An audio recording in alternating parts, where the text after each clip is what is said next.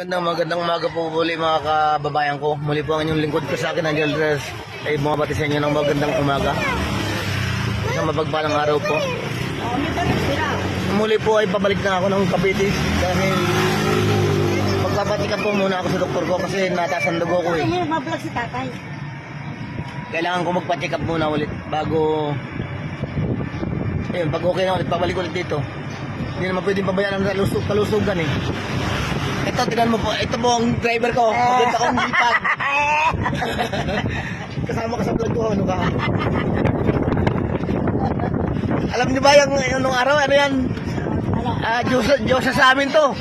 Hindi mo pwedeng utusan ngayon. Driver na lang. Driver ko na lang siya. Ayan o. Pero okay naman. At least nagbago na siya. At naglapilan siya ni Lord. Hindi lang yan maganda, mabait pa. Mabait na ngayon.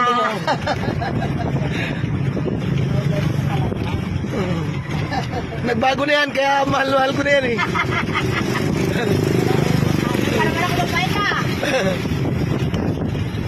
Sige po, hanggang dito lang muna po ulit kasi malapit na kami sa palengke, maingay na.